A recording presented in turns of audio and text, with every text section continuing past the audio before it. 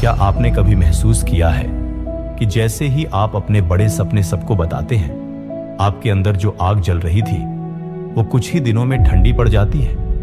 पहले लोग ताली बजाते हैं, आपकी तारीफ करते हैं, कहते हैं तुम बहुत आगे जाओगे, और उस पल आपको ऐसा लगता है जैसे आपने सच में कुछ हासिल कर लिया हो। लेकिन फिर जब असली मेहनत करने का समय आता है तो मन नहीं करता, जोश गायब, ऊर्जा कम, इरादा कमजोर। कहीं ऐसा तो नहीं कि तालियों ने आपका सपना शुरू होने से पहले ही खत्म कर दिया? कहीं ऐसा तो नहीं कि आपने शब्दों में ही वो संतोष पा लिया जो असल में मेहनत के बाद मिलना चाहिए था? आज की कहानी एक ऐसे ही लड़के आरव की है जो अपने सपने शुरू करने से पहले ही सबको चिल्ला चिल्ला कर बता दिया करता था, और उसके सपने शुरू होने से पहले ही खत्म हो जाते थे। फिर कैसे इसी आदत ने उसकी जिंदगी पूरी तरीके से बर्बाद कर दी, जानने के लिए कहानी के अंत तक बने रहिएगा। एक लड़का रहता था, उसका नाम था आरव। आरव के सपने बहुत बड़े बड़े थे, इतने बड़े कि हर हफ्ते उसके पास एक नया लक्ष्य होता। एक दिन वो कहता, मैं गांव की सबसे बड़ी किराने की दुकान खोलूंगा।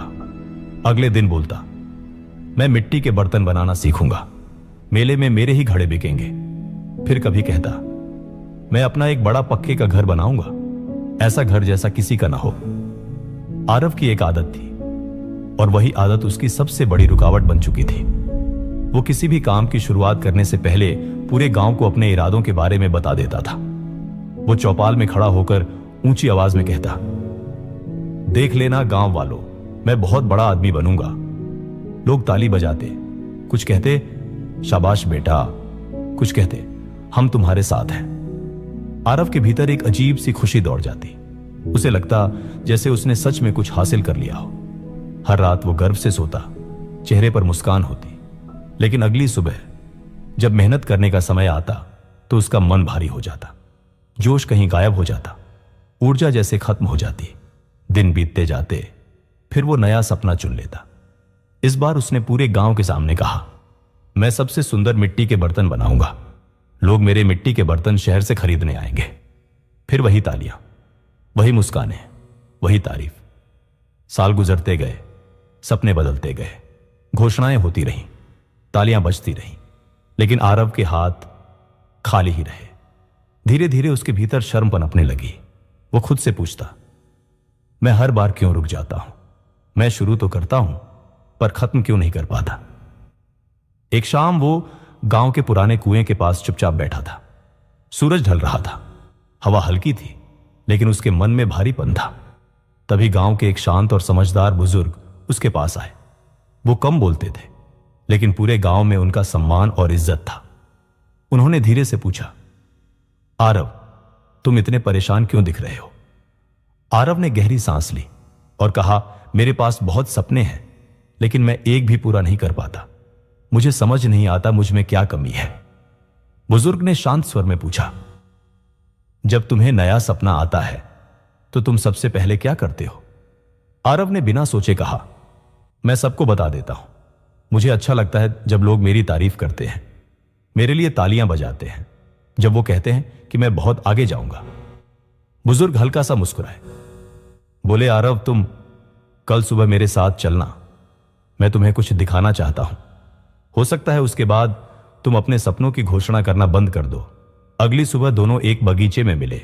बुजुर्ग के हाथ में 2 बीज थे। उन्होंने एक बीज आरव को दिया और कहा, इसे मिट्टी में बो दो। आरव ने छोटा सा गड्ढा खोदा, बीज रखा और मिट्टी से ढक दिया। अब बुजुर्ग ने दूसरा बीज निकाला, उसे ऊपर उठाकर पास खेल रहे बच्चों को बुलाया। वे बोले, देखो ये बीज है, जल्द ही ये एक बड़ा और सुंदर पेड़ बनेगा। बच्चों ने ताली बजाई। फिर बुजुर्ग ने उस बीज को एक पत्थर पर रख दिया, धूप में खुला छोड़ दिया और वहां से चले गए। दिन बीतते गए, हफ्ते बीतते गए। जो बीज मिट्टी के अंदर था उसे रोज चुपचाप पानी दिया गया। कोई घोषणा नहीं, कोई शोर नहीं। धीरे धीरे मिट्टी के अंदर से एक नन्हा सा पौधा बाहर आया। हफ्ते दर हफ्ते वो बढ़ती गई, लेकिन पत्थर पर रखा बीज धूप में सूख गया। पक्षियों ने उसे चुग लिया, वो कभी अंकुरित नहीं हुआ। कुछ हफ्तों बाद बुजुर्ग और आरव दोनों उस पौधे के पास पहुंचे और देखा जहां पर बीज बोया गया था वहां एक नन्हा सा पौधा निकल आया था। लेकिन जो बीज पत्थर पर रखा गया था वह पूरी तरह विलुप्त हो चुका था। बुजुर्ग ने आरव की तरफ देखा और कहा, बीज को बढ़ने के लिए शांति चाहिए, उसे अंधेरा चाहिए, उसे मिट्टी के भीतर छिपकर मेहनत करनी पड़ती है। अगर तुम उसे खुली धूप में रखकर सिर्फ उसके बारे में बोलते रहोगे तो वो कभी पेड़ नहीं बनेगा। आरव चुप था, उसके भीतर कुछ बदल रहा था। बुजुर्ग आगे बोले, जब तुम अपने सपने बहुत जल्दी सबको बता देते हो तो तुम्हें तारीफ मिलती है। तुम्हारा दिमाग सोचता है काम पूरा हो गया। लोगों की तालियां तुम्हें वही संतोष दे देती हैं जो असली सफलता देती है, और फिर मेहनत करने की आग धीरे धीरे बुझ जाती है। आरव का चेहरा झुक गया। उसे एहसास हुआ वो हर बार बिना मेहनत किए सफल होने जैसा महसूस कर लेता था। बुजुर्ग ने उसके सिर पर हाथ रखा और कहा, सपने शुरुआत में बहुत नाजुक होते हैं। उन्हें चुप्पी की जरूरत होती है, उन्हें सुरक्षा की जरूरत होती है। उन्हें अपने प्रयास की मिट्टी में बढ़ने दो। जब पेड़ मजबूत होगा दुनिया खुद देख लेगी, तुम्हें कुछ कहने की जरूरत नहीं पड़ेगी। उस दिन आरव ने फैसला किया, अब वो पहले काम करेगा फिर बोलेगा। उसने एक छोटा सा लक्ष्य चुना, लकड़ी की एक मजबूत कुर्सी बनाना। इस बार उसने किसी को नहीं बताया, न दोस्त को, न पड़ोसी को, न चौपाल में कोई घोषणा। बस हर शाम वो चुपचाप काम करता रहा। कुछ दिन उत्साह था, कुछ दिन थकान, कुछ दिन गलती हुई, उसने सुधारी।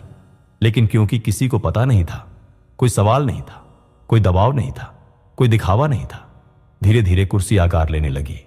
लकड़ी चिकनी हुई, ढांचा मजबूत हुआ। आखिरकार कुर्सी तैयार हो गई। जब आरव उस पर बैठा उसे पहली बार असली गर्व महसूस हुआ। वो गर्व जो शब्दों से नहीं आता, जो तालियों से नहीं आता, जो सिर्फ मेहनत से आता है। एक सुबह पड़ोसी ने पूछा, अरे आरव, ये कुर्सी कब बनाई? आरव हल्का सा मुस्कुराया, बस चुपचाप काम कर रहा था। धीरे धीरे लोग उसकी कला को पहचानने लगे। लेकिन अब आरव बदल चुका था। वो सपनों की घोषणा नहीं करता था, वो सिर्फ काम करता था। साल बीतते गए और आरव धीरे धीरे गांव का एक सम्मानित कारीगर बन गया। अब आप जरा अपनी जिंदगी के बारे में सोचिए। कितनी बार आपने लक्ष्य घोषित किया, लोगों ने तारीफ की, और कुछ दिनों बाद आपका जोश ठंडा पड़ गया।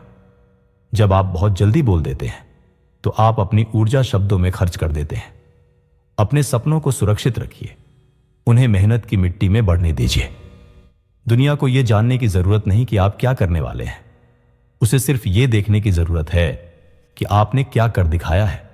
अगली बार जब मन करे कि सबको अपने बड़े प्लान के बारे में बता दें तो एक पल रुकिए, चुप रहिए, बीज को अंधेरे में बढ़ने दीजिए।